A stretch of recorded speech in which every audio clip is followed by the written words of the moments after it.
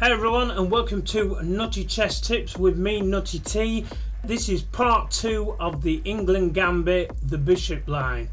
Part 1 is up in the cut above, and that's a knight line. So, as usual, check it out. We're going to start off at the beginning of the Englund Gambit. So the next move is black, and they go queen b4. And this forks your bishop, your king, and also the pawn on b2.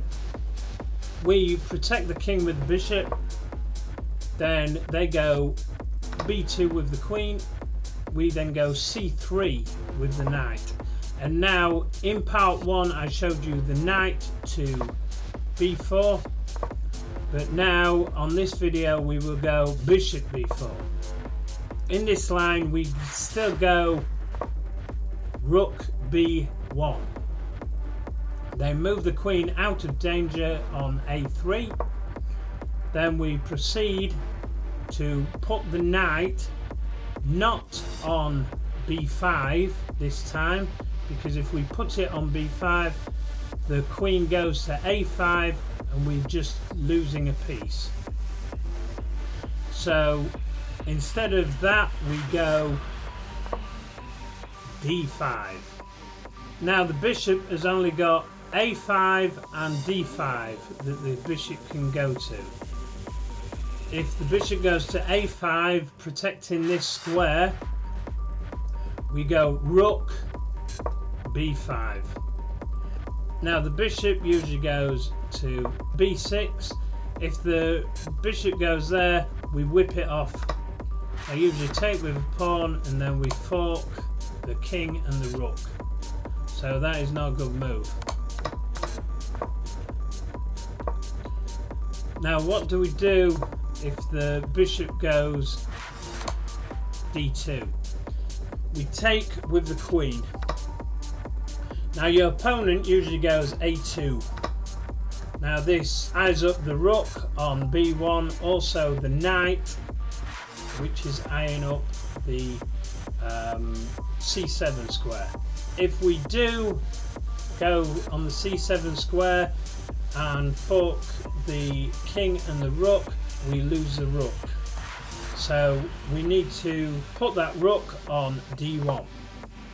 Next up, your opponent will usually go king d8 to protect that square. And then what threats have we got here? We've got knight g5. Now this is eyeballing the f7 pawn, so they usually protect it with h6 with the knight. An awesome move is pawn e6. Now either one of these pawns, if they take, it's a losing move. Let me just demonstrate. If their f-pawn takes, you then sacrifice your knight. They take, and then you fork the queen with a discovery. If the queen moves to protect, you just whip it off with the knight. So that's a no-go.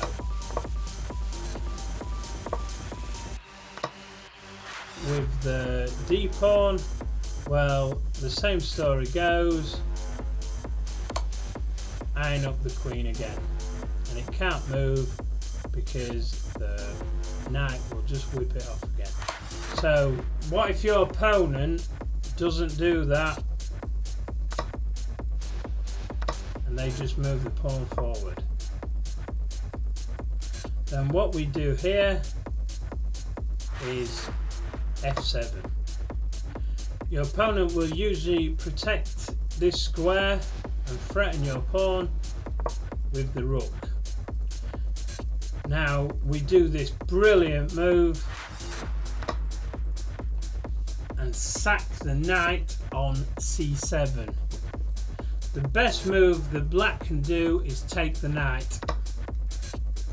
And then we have this beautiful move, queen d6, forking both the king and the rook, The king has to move and then we take the rook. What if the king doesn't take the knight and it moves the rook to b8? We then have this brilliant move, check with the queen. The only move they have got is bishop d7, and then we go boom, checkmate.